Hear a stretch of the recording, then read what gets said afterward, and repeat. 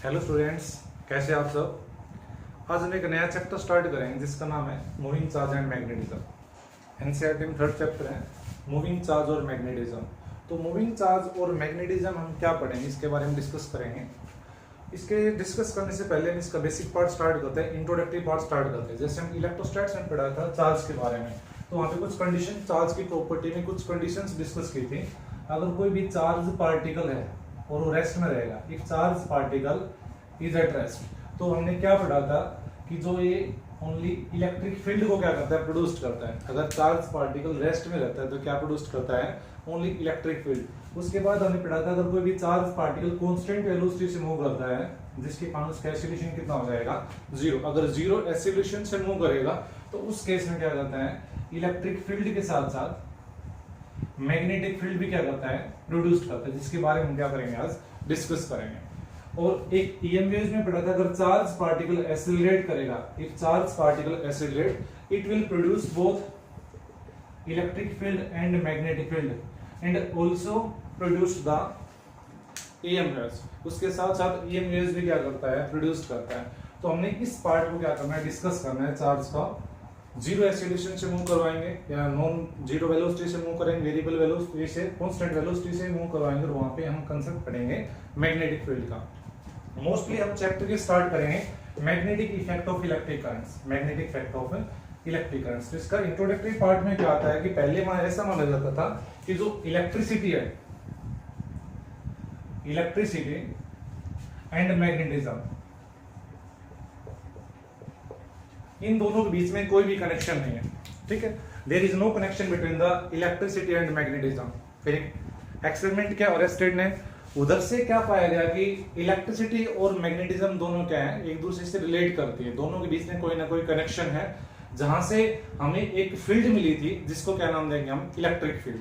तो यहां हमें क्या मिला, और स्टेट एक्सपेरिमेंट ने क्या बताया, अगर किसी भी करंट कैरिंग कंडक्टर, कोई भी हमने करंट कैरिंग कंडक्टर लिया है और उसको एक बैटरी से कनेक्ट करेंगे तो उस सर्किट में करंट फ्लो करेगा। अगर हम वहां पे कोई मैग्नेटिक कंपास पुट करते हैं, मैग्नेटिक कंपास क्या होता है, जो मैग्नेटिक फील्ड से डिफ्लेक्ट होता है, ठीक है, जो डायरेक्शंस के लिए, नॉर्थ और साउथ डायरेक्शंस के लिए हम क्या करते हैं, यूज करते हैं। तो ओरेस्टेड एक्सपेरिमेंट में क्या पाया गया कि अगर किसी भी करंट कैरिंग कंडक्टर के पास कोई भी मैग्नेटिक कंपास पुट करेंगे तो उसमें डिफ्लेक्शन आती है। डिफ्लेक्शन आने का मीनिंग क्या है, जो करंट कैरिंग कंडक्टर है वो भी एक टाइप के फील्ड को प्रोड्यूस करता है, एक टाइप के फील्ड को प्रोड्यूस करता है। अगर इसमें करंट को वेरी करेंगे तो उसमें डिफ्लेक्शन भी क्या होती है, वेरी होती है। तो यहां से क्या फाइंड आउट किया कि अगर हम यहाँ पे कोई भी मैग्नेटिक कंपास पुट करते हैं तो यहाँ पे हमने मान लिया मैग्नेटिक कंपास की इनिशियल कंडीशन ही है, this is the initial condition of magnetic compass. हमने मान लिया साउथ पोल, हमने मान लिया नॉर्थ पोल। इस मैग्नेटिक कंपास को उठाया और यहाँ पे पुट किया तो इसमें जो कंपास में डिफ्लेक्शन आई वो इस टाइप की डिफ्लेक्शन आई, ये साउथ पोल, ये क्या आ जाएगा, नॉर्थ पोल। अगर यहाँ पे करंट को इंक्रीज और डिक्रीज करेंगे तो वहां इस केस में जो मैग्नेटिक कंपास है इस डिफ्लेक्शन में भी क्या आएगी, वेरिएशन आएगी। अगर करंट की डायरेक्शन को चेंज करेंगे, if you change the direction of current, अगर हम करंट की डायरेक्शन को चेंज करते हैं,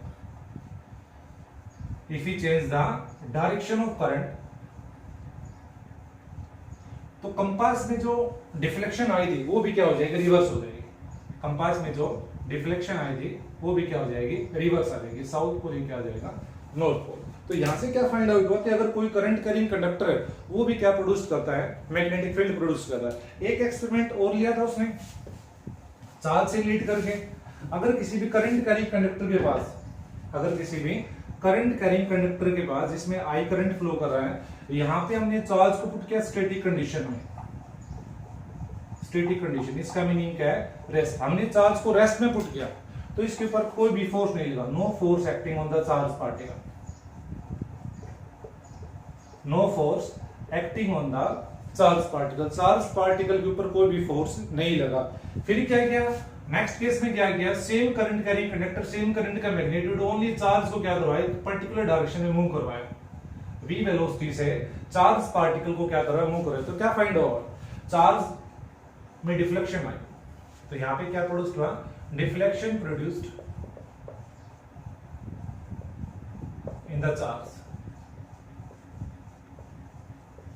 इन द मूविंग चार्ज, अगर चार्ज पार्टिकल को मूव करवाया तो इसमें डिफ्लेक्शन है। डिफ्लेक्शन का मीनिंग इसके ऊपर कोई ना कोई फोर्स लगा है, कोई ना कोई फोर्स लगा है। तो इसका मीनिंग है अगर कोई भी चार्ज पार्टिकल, अब इस करंट कैरिंग कंडक्टर ने मैग्नेटिक फील्ड प्रोड्यूस कर रखी थी, अगर किसी भी चार्ज पार्टिकल को मैग्नेटिक फील्ड की प्रेजेंस में हम क्या करवाएंगे, मूव करवाएंगे, तो इसके ऊपर क्या लगेगा, फोर्स लगेगा। तो इस चैप्टर में दो की पॉइंट जिनको हम स्टडी करेंगे।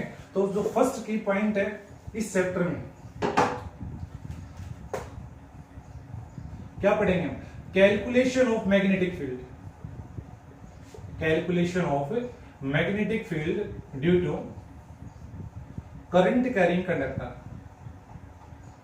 Calculation of magnetic field due to current carrying conductor. एक तो करंट कैरिंग कंडक्टर के कारण हम मैग्नेटिक फील्ड को फाइंड आउट करेंगे, सेकेंडली क्या फाइंड आउट करेंगे, force on a moving charge, force on a moving charge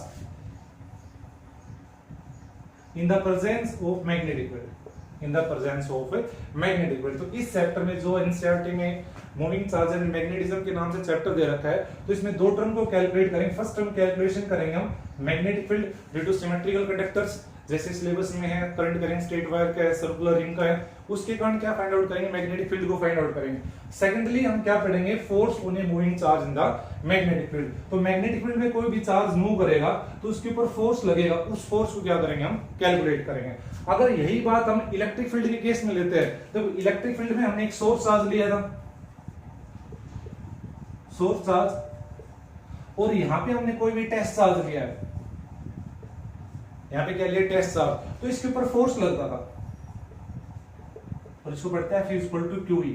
E को क्या नाम दिया था हमने, electric field produced by the source charge. तो सोर्स चार्ज के कारण जो फील्ड प्रोड्यूस्ड हुई उसकी प्रेजेंस से क्या लगता था, फोर्स लगता था। अगर हम मूविंग चार्ज की बात लेते हैं, अगर हमने कोई भी प्लेट कंसीडर की है, इसमें मान लिया पॉजिटिव चार्ज, इसमें मान लिया हमने नेगेटिव चार्ज, तो जो इलेक्ट्रिक फील्ड की डायरेक्शन होती है कहां से कहां तक होती है, पॉजिटिव चार्ज से लेकर नेगेटिव चार्ज तक। अगर इसमें हम किसी भी चार्ज को मूव करवाएंगे, इधर पॉजिटिव चार्ज और नेगेटिव चार्ज, तो क्या होता है, ये फिर डिफ्लेक्ट होता है, ये क्या होता है, डिफ्लेक्ट होता है। तो इलेक्ट्रिक फील्ड में हमें क्या मिल रहा था, अगर चार्ज पार्टिकल रेस्ट में है तब भी डिफ्लेक्शन आएगी, तभी फोर्स लगेगा, अगर चार्ज पार्टिकल मोशन में है तब इसके ऊपर क्या लगेगा, फोर्स लगेगी। लेकिन मैग्नेटिक फील्ड में क्या मिला, अगर चार्ज पार्टिकल रेस्ट में है तो no force acting on it, अगर चार्ज पार्टिकल मूव करेगा तो इसमें क्या लगेगा, फोर्स लगेगा।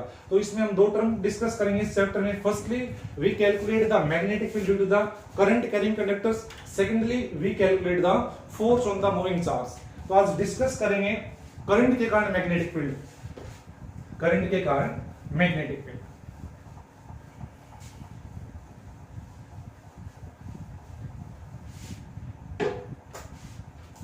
तो हम टॉपिक को नाम दे सकते हैं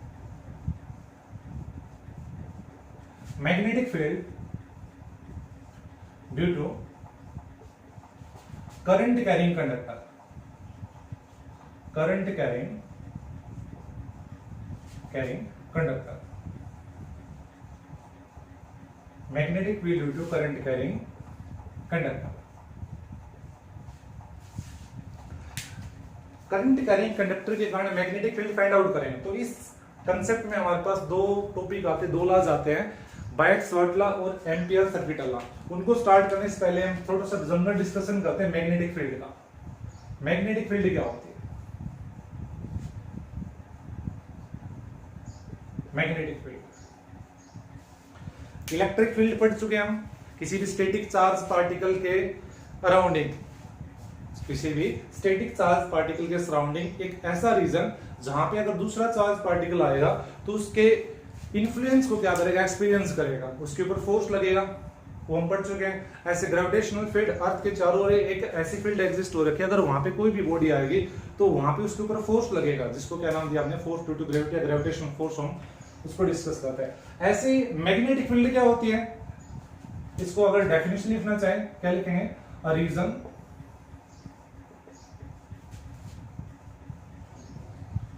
अराउंड अ मैग्नेट,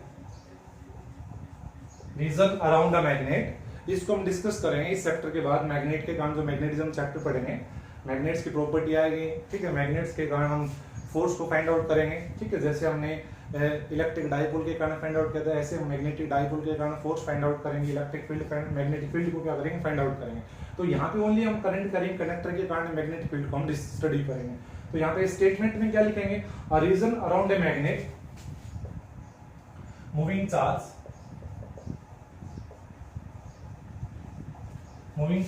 और a current carrying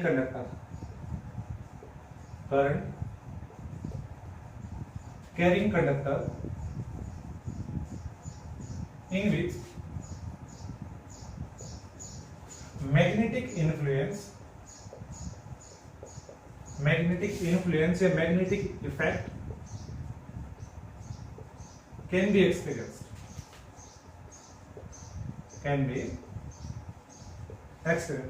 उसको क्या नाम दिया आपने, मैग्नेटिक फील्ड। तो मैग्नेटिक फील्ड क्या है, मैग्नेट के अराउंड या मूविंग चार्ज या करंट करिंग कंडक्टर जिसमें मैग्नेटिक इन्फ्लुएंस को क्या करते हैं हम एक्सपीरियंस करते हैं। ठीक, कोई मैग्नेटिक सब्सटेंस आएंगे वो 10th क्लास में हम एक्सपेरिमेंट भी किया होगा। ठीक है, कंपास मेटल का करंट करिंग कंडक्टर के कारण जो स्प्रिंकल्स अराउंड एक सर्कुलर कॉन्सेंट्रिक सर्कल फॉर्म में राइज होते थे। ठीक है, तो इसको क्या नाम दिया हमने, मैग्नेटिक फील्ड।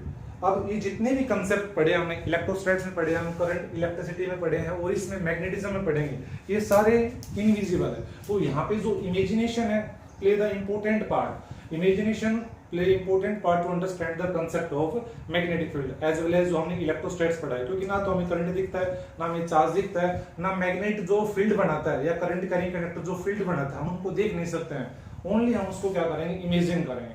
ठीक है, तो इसमें जो मैग्नेटिक फील्ड है वो मैग्नेट या मूविंग चार्ज या करंट करिंग कंडक्टर जहां पे हम इसका इफेक्ट को क्या करेंगे, हम एक्सपीरियंस करेंगे, उसको क्या नाम दिया हमने, मैग्नेटिक फील्ड। अब मैग्नेटिक फील्ड एक ऐसी क्वांटिटी है, it is a vector quantity, इसको हम बी वेक्टर से क्या करते हैं, डिनोट करते हैं। It is denoted by B vector, it is denoted by B vector. B vector से क्या करते हैं, मैग्नेटिक फील्ड को डिनोट करते हैं। ठीक है, इसकी अगर यूनिट्स पढ़े इन एसआई सिस्टम, इसकी यूनिट होती है टेस्ला, साइंटिस्ट के नाम पे ही इसकी यूनिट आती है टेस्ला। ठीक है, और हम पढ़ सकते हैं वेबर पर मीटर स्क्वायर, ये भी मैग्नेटिक फील्ड की यूनिट है। अगर हम सीजे सिस्टम की बात करें, इन सीजे सिस्टम इसकी यूनिट आती है गॉस, और इसको बोल सकते हैं हम मैक्सवेल पर centimetre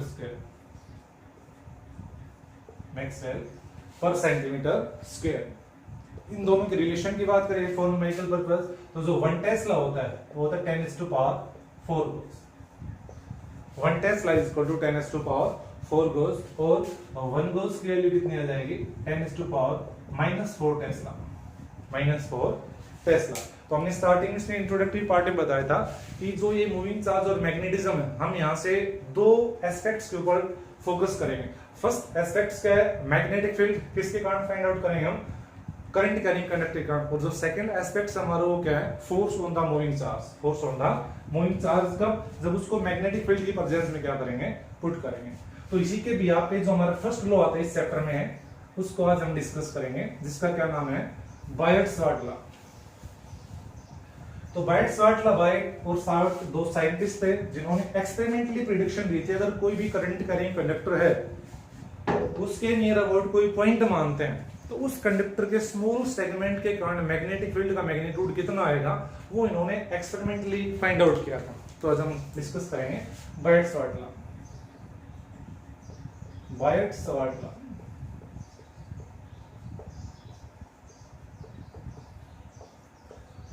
This law helps to calculate the magnetic field due to its small current element। इस लॉ की हेल्प से क्या कैलकुलेट करते हैं हम, मैग्नेटिक फील्ड। इसके स्टेटमेंट में हम लिख सकते हैं, this law deals with the magnetic field at a point due to small current element। This law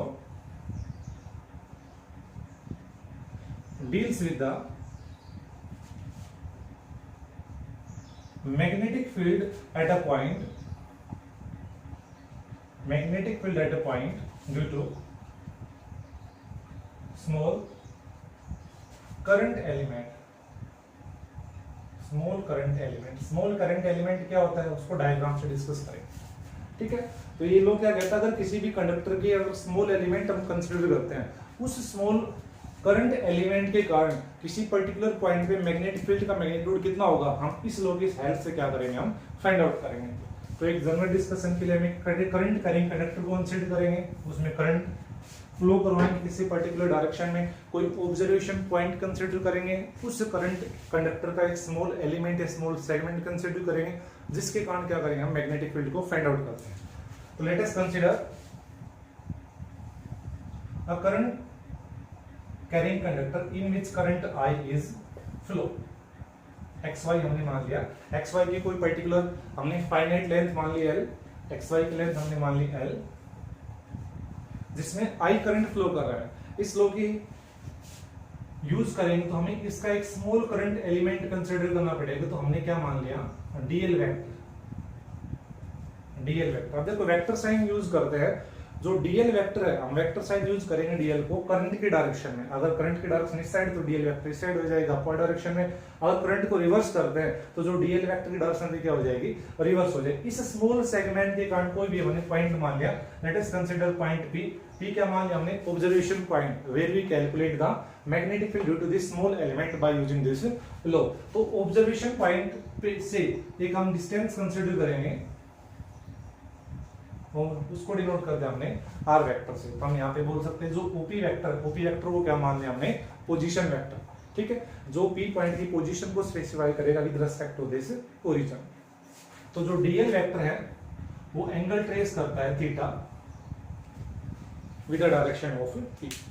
तो पी पॉइंट क्या है, observation point where we calculate the magnetic field due to this small element. तो यहाँ पे DL को हम मान सकते हैं, डीएल का यहाँ पे करंट एलिमेंट, करंट एलिमेंट, इसको सेगमेंट भी बोल सकते हैं, करंट एलिमेंट। इस करंट एलिमेंट के कारण क्या करेंगे, मैग्नेटिक फील्ड को फाइंड आउट करेंगे। तो इन्होंने क्या बताया, कि इन्होंने क्या कंक्लूजन निकाला, जो मैग्नेटिक फील्ड आएगी, अब स्मॉल एलिमेंट है इस पूरी लेंथ का, तो मैग्नेटिक फील्ड का मैग्नीट्यूड भी क्या आएगा, यहाँ पे स्मॉल आएगा।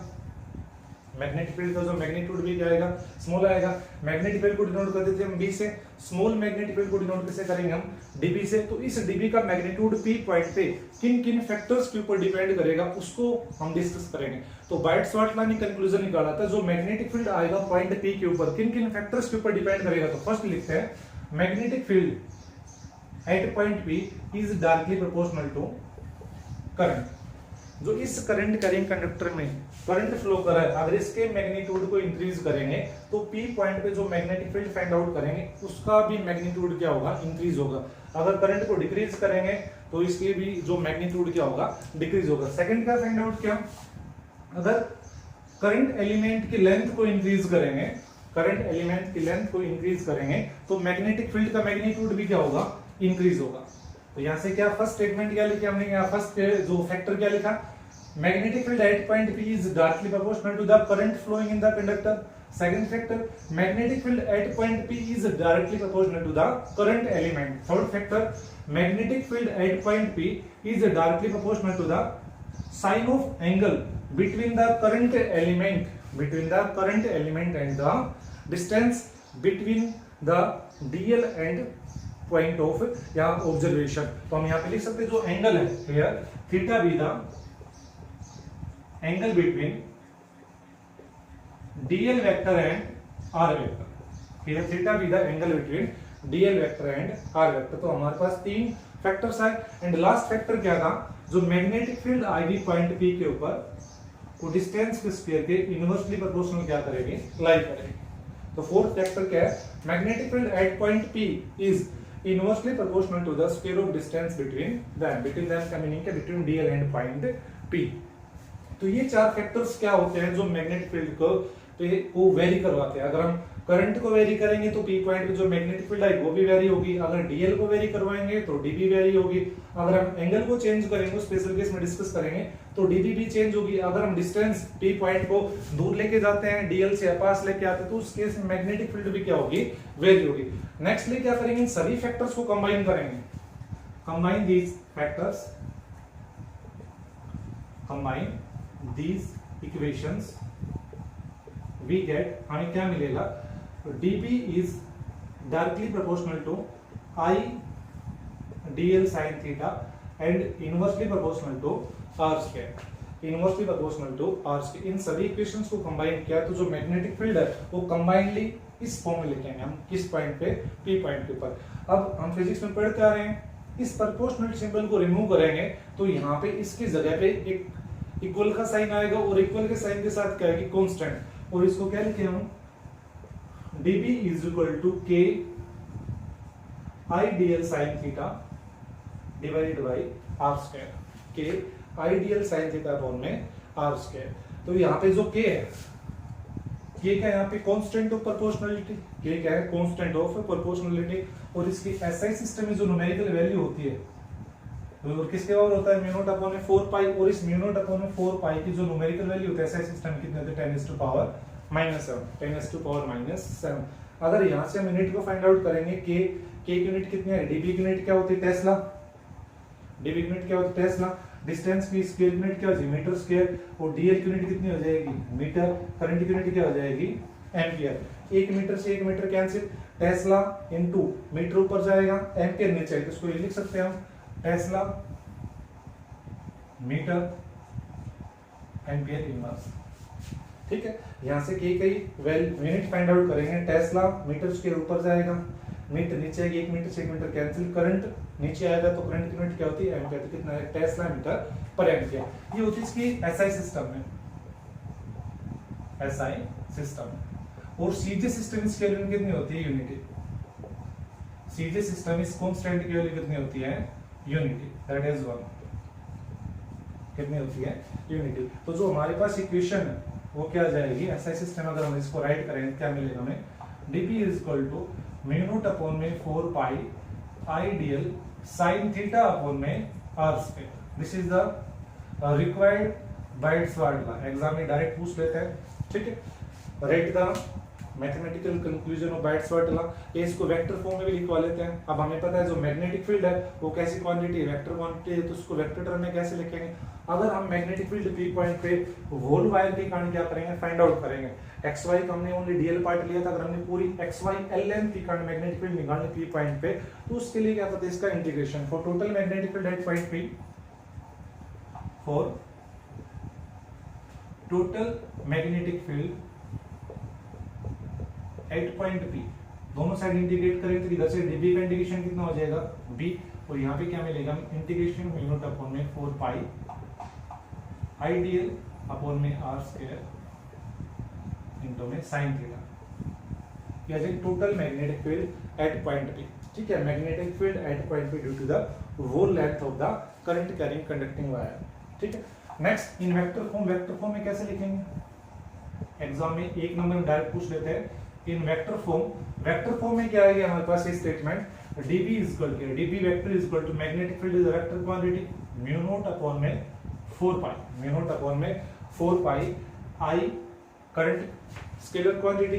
अब dl के साथ वेक्टर साइन अप्लाई करें तो वेक्टर फॉर्म में कैसे लिखेंगे इसको, dl vector cross r vector divided में क्या आएगा, मैग्नीट्यूड ऑफ r का क्यूब, r क्यूब। अगर इसको ओपन करेंगे तो dl क्रॉस r, इस चैप्टर में एक बात और ध्यान रखनी है, जितने भी न्यूमेरिकल प्रॉब्लम्स आएंगी उसमें मैग्नेटिक फील्ड की जो डायरेक्शन हम फाइंड आउट करेंगे उसके लिए क्रॉस प्रोडक्ट हमें आना चाहिए, रिजल्टेंट किन्हीं भी दो वेक्टर्स का रिजल्टेंट निकालना आना चाहिए, वो इंपॉर्टेंट प्ले रोल करेगा यहाँ पे। तो इस चैप्टर को में जितने भी न्यूमेरिकल्स पार्ट है उसको सोल्व करने के लिए हमें मैग्नेटिक फील्ड की डायरेक्शन निकालने के लिए हमें किन्हीं भी दो वेक्टर्स का क्रॉस प्रोडक्ट पढ़ना आना चाहिए।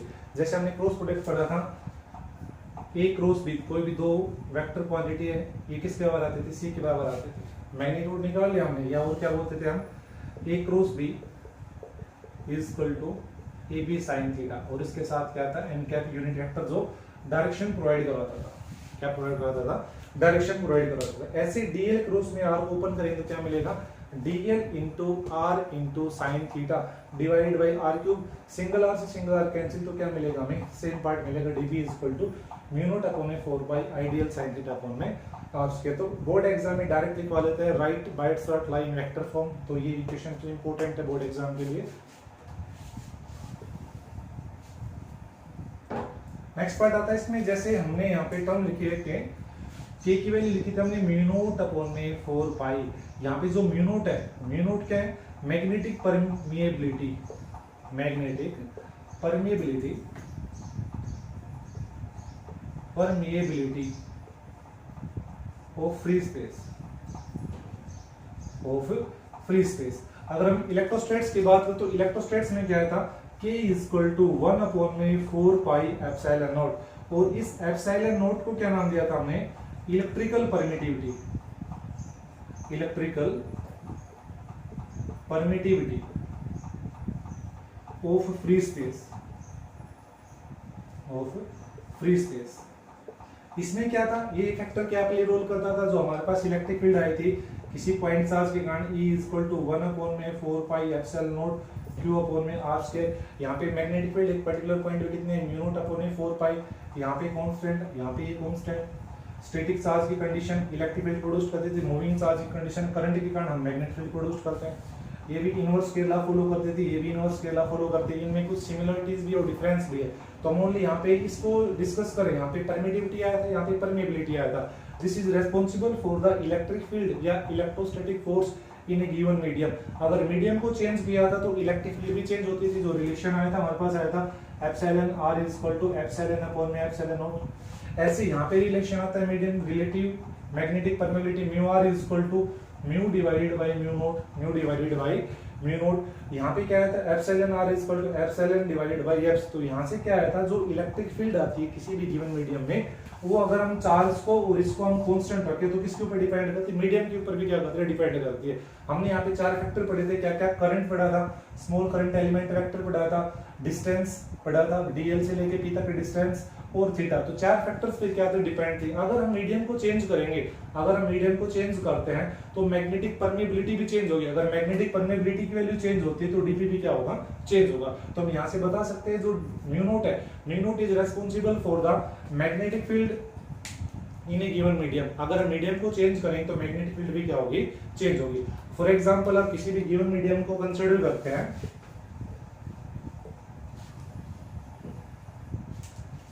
इन अ गिवन मीडियम,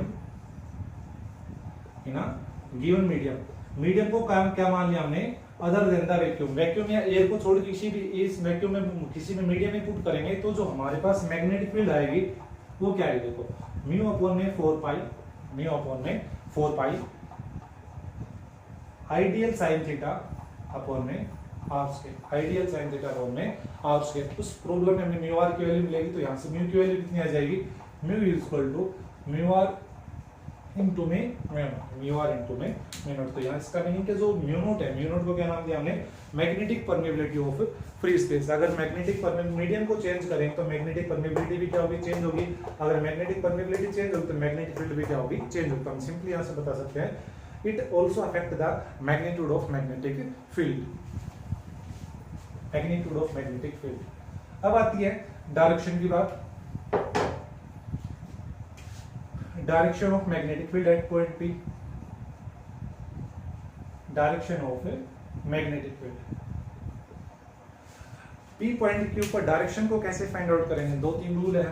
फर्स्ट अगर हम बात करें screw rule, right hand screw rule,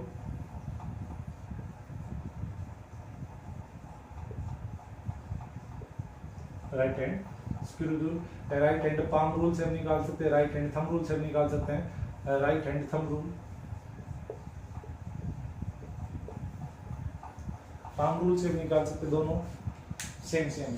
अब देखो नेक्स्ट, अगर हम डायरेक्शन को फाइंड आउट करेंगे कि जो मैग्नेटिक फील्ड फाइंड आउट की थी हमने, मैग्नेटिक फील्ड फाइंड आउट की थी हमने पी पॉइंट के ऊपर, और जिसका मैग्नीट्यूड आया था, कितना आया था, dp is equal to mu not upon में 4 pi ideal sine theta divided by r square. अब पी पॉइंट के ऊपर मैग्नेटिक फील्ड की डायरेक्शन कैसे है, अगर हम यूज करते हैं राइट हैंड स्क्रू रूल, तो राइट हैंड स्क्रू रूल के अकॉर्डिंग देखो इसको हम डिस्कस करेंगे। यहाँ पर हमने मान लिया जो डीएल वेक्टर है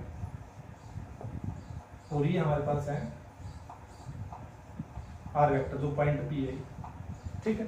और dl vector makes an angle theta with the direction of r vector, r vector साथ क्या करता है, एंगल ट्रेस करता है। तो हम स्क्रू का यूज करेंगे। अब देखो यहाँ पे स्क्रू का यूज करेंगे और इसको घुमाएंगे हम क्लॉकवाइज डायरेक्शन में। डीएल ने एंगल बनाया किसके, आर के साथ, तो यहाँ पे जो क्लॉकवाइज डायरेक्शन आएगी, क्लॉकवाइज डायरेक्शन आएगी, तो उस केस में देखो क्या आएगा, क्लॉकवाइज डायरेक्शन आएगी, यहाँ पे इसको हम मूव करवाएंगे, तो इस पॉइंट के ऊपर जब मैग्नेटिक फील्ड को फाइंड आउट करते हो, राइट हैंड स्क्रू रूल क्या कहता है, अगर हम इसको क्या करेंगे, घुमाएंगे, तो ये क्या जाएगा, इनवर्ट जाएगा, हम इसको घुमाएंगे क्लॉकवाइज तो इनवर्ट जाएगा, ये क्या जाएगा, इनवर्ट जाएगा। तो उस केस में हम स्क्रू रूल अप्लाई करेंगे, तो पी पॉइंट के ऊपर जो मैग्नेटिक फील्ड क्या है, देखो यहाँ पे अगर हम घुमाएंगे, फिंगर्स को रोल करेंगे in the direction of the angles which makes by the dl vector with the direction of r vector, तो उस केस में जो कर्ल फिंगर्स और रोटेशन प्रोवाइड करवाएंगे, और जो थंब्स आएगा वो इस पी पॉइंट के ऊपर क्या प्रोवाइड करवाएगा हमें, मैग्नेटिक फील्ड। तो पी पॉइंट के ऊपर जो मैग्नेटिक फील्ड कैसे आएगी, इनवर्ड, और यहाँ पे हम दो साइन यूज करेंगे, एक तो क्रो साइन आता है और एक डॉट साइन आता है। क्रो साइन का मीनिंग क्या, इनवर्ड एंड परपेंडिकुलर। अब डायरेक्शन किसी की भी हो सकती है, मैग्नेटिक फील्ड की भी हो सकती है, करंट की भी हो सकती है, हम इस केस में किसकी आएगी, मैग्नेटिक फील्ड की। डॉट साइन का मीनिंग क्या है, आउटवर्ड एंड परपेंडिकुलर। तो यहाँ पे देखो इस पॉइंट के ऊपर मैग्नेटिक फील्ड फाइंड आउट की, हमने जो फिंगर्स है, कर्ल फिंगर्स को घुमाया एंगल्स के डायरेक्शन, तो ये जो रोटेशन दिखा रही है, ये जो एंगल किसके साथ बन रहा है, किस डायरेक्शन बन रहा है, और जो स्ट्रेस थंब आएगा वो इस पी पॉइंट के ऊपर क्या प्रोवाइड करवाएगा हमें, डायरेक्शन ऑफ मैग्नेटिक फील्ड। तो यहाँ पे जो डायरेक्शन ऑफ मैग्नेटिक फील्ड आएगी वो कैसे आएगी, इनवर्ड। अब इसी पॉइंट को मानते ही डीएल वेक्टर है, और ये हमने कोई पॉइंट पी मान लिया, ये हमने मान लिया आर वेक्टर। अब डीएल वेक्टर आर वेक्टर के साथ एंगल बना रहे हैं एंटी क्लॉकवाइज डायरेक्शन में, एंटी क्लॉकवाइज डायरेक्शन। तो एंटी क्लॉकवाइज डायरेक्शन, फिंगर्स को रोटेट करवाएंगे तो जो थंब आएगा वो कैसा आएगा, आउटवर्ड, आउटवर्ड डायरेक्शन में। तो इस पी पॉइंट के ऊपर जो मैग्नेटिक फील्ड की डायरेक्शन आएगी वो कैसे आएगी, आउटवर्ड, कैसी डायरेक्शन आएगी, आउटवर्ड। ठीक है, अगर हम right hand thumb rule apply करें, अगर हमने मान लिया ये डीएल वेक्टर है, ये करंट जा रहा है, कोई पॉइंट पी है, हमने यहाँ पे मैग्नेटिक फील्ड निकालने हैं, कोई पॉइंट क्यू है, यहाँ पे मैग्नेटिक फील्ड अप्लाई करने हैं, तो इस केस में हम राइट हैंड थंब रूल का यूज करेंगे। जो स्ट्रेस थंब है वो डायरेक्शन जाएगा करंट की डायरेक्शन में, और जिस पॉइंट पे हमने फील्ड को निकालना है उस पॉइंट की साइड हम फिंगर्स को क्या करेंगे, कर्ल करेंगे। यहाँ पे फिंगर्स ऐसे है, अगर हमने पी पॉइंट निकाला, पी पॉइंट पे जो फिंगर्स है किस साइड जा रही है, इनवर्ड डायरेक्शन में, तो यहाँ पे जो मैग्नेटिक फील्ड की डायरेक्शन है कैसे आएगी, इनवर्ड, और हम इसको घुमाएंगे तो क्यू पॉइंट की डायरेक्शन कैसे आएगी हमारी, आउटवर्ड। तो यहाँ पे कैसी डायरेक्शन आएगी, आउटवर्ड। अगर करंट की डायरेक्शन को रिवर्स करेंगे, if we change the direction of river, या if we reverse the direction of current, direction of magnetic field also change, वो हम न्यूमेरिकल्स में क्या करेंगे, डिस्कस करेंगे। तो जो इस पी पॉइंट पे जो मैग्नेटिक फील्ड की जो डायरेक्शन आएगी वो कैसे आएगी, इनवर्ड। अगर पी पॉइंट को हम यहाँ पे मानेंगे तो कैसे डायरेक्शन आएगी, आउटवर्ड डायरेक्शन। तो ये हमारा बैट शॉट ला। इसी के साथ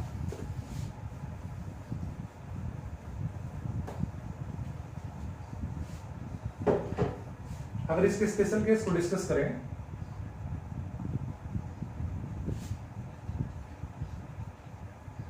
स्पेशल केस को अगर हम डिस्कस करें, अगर इस इक्वेशन से थीटा को वेरी करवाएं, if theta is equal to 0 degree और 180 डिग्री, इसका मीनिंग क्या है, हमें इस पी पॉइंट को या तो यहां मान ले, या इस पी पॉइंट को हम यहां मान ले। अगर पी पॉइंट को यहाँ पे मानेंगे तो देखो इस पी पॉइंट को यहाँ पे लेके तो एंगल कितना हो जाएगा, 0। तो इस 0 के साथ मैग्नेटिक फील्ड पी पॉइंट पे कितनी आएगी, अगर हम पी पॉइंट को हम यहाँ पे लेके आते हैं, पी पॉइंट को हम यहाँ पे लेके आते हैं तो कितना एंगल ट्रेस होगा, पूरा एंगल कितना ट्रेस हो जाएगा यहाँ पे 180 डिग्री। कितना एंगल ट्रेस होगा यहाँ पे 180 डिग्री। तो थीटा की अगर हमने कोई भी पी पॉइंट मान लिया, करंट की सेम डायरेक्शन में या क्वार्ट डायरेक्शन या करंट की सेम डायरेक्शन में कंसीडर किया या अपोजिट डायरेक्शन में पी पॉइंट को पुट किया है, तो उस केस में हमें मैग्नेटिक फील्ड क्या मिलेगी, तो इक्वेशन इस इक्वेशन का यूज करें तो यहाँ पे क्या मिलेगा, dp is equal to mu not upon में 4 पाई आइडियल अपॉन में r स्क्वायर साइन 0। अब साइन 0 क्या होता है, 0, साइन 180 भी क्या होता है, 0। तो यहाँ पे जो मैग्नेटिक फील्ड का मैग्नीट्यूड कितना आएगा, 0। तो इसका मीनिंग क्या है, अगर हम करंट कैरी कंडक्टर की किसी भी पॉइंट के ऊपर मैग्नेटिक फील्ड फाइंड आउट करेंगे तो उसका मैग्नीट्यूड कितना आएगा, 0 आएगा। अगर हम सेकंड पॉइंट डिस्कस करें, हम मान लीजिए if theta is equal to 90 degree, अगर हमने कोई भी करंट कैरी कंडक्टर यही मान रखे, डीएल पार्ट है, ये करंट की डायरेक्शन है, और हमने कोई भी पॉइंट मान ली, ये आर वेक्टर है, dl makes an angle 90 degree with the direction of r vector. तो इस केस में हमारा मैग्नेटिक फील्ड का जो मैग्नीट्यूड आएगा पी पॉइंट में कितना आएगा, म्यू नॉट अपॉन में 4 पाई आई डीएल अपॉन में आर स्क्वायर, क्योंकि यहाँ पे जो साइन 90 होती है ट्रिग्नोमेट्रिक फंक्शन साइन 90 कितना होता है, मैक्सिमम। तो मैग्नेटिक फील्ड का मैग्नीट्यूड भी कितना मिलेगा हमें, मैक्सिमम। यहाँ पे क्या मिला हमें, 0। तो ये था सिंपल बायट-शॉर्ट लॉ। नेक्स्ट वीडियो में हम डिस्कस करेंगे बायट-शॉर्ट लॉ के एप्लीकेशन। एक छोटा सा न्यूमेरिकल एनसीईआरटी दे रखा है, बोर्ड एग्जाम में भी आया हुआ है बायट-शॉर्ट लॉ के ऊपर, उसको डिस्कस कर लेते हैं।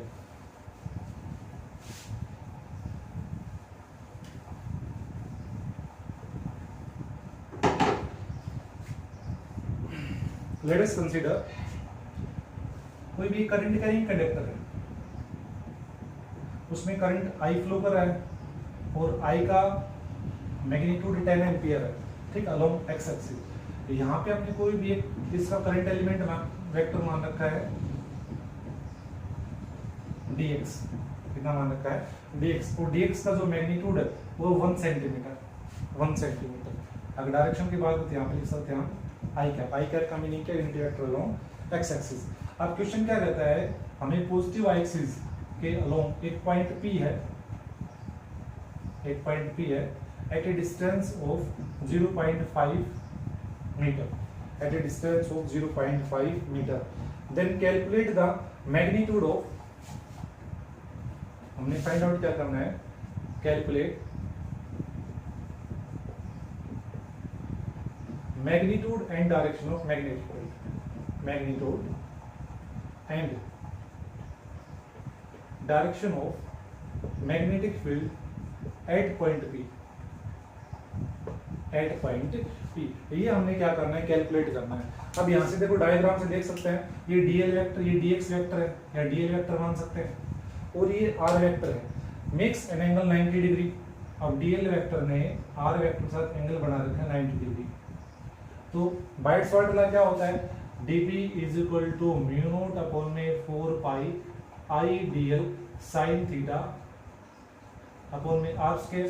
We have the value of r, r की वैल्यू हमारे पास है, we have the value of I current का मैग्नीट्यूड है, we have the value of dl, यहाँ पे जो डीएल है वो किसके बराबर है, dx के बराबर है। हमारे पास किसकी वैल्यू है, dx की वैल्यू है। म्यू नॉट अपॉन 4 पाई की न्यूमेरिकल वैल्यू कितनी होती है, ऐसे सिस्टम में 10⁻⁻⁷, तो हम किसकी वैल्यू निकाल सकते हैं, dp। तो यहाँ पे देखो कितना आ जाएगा।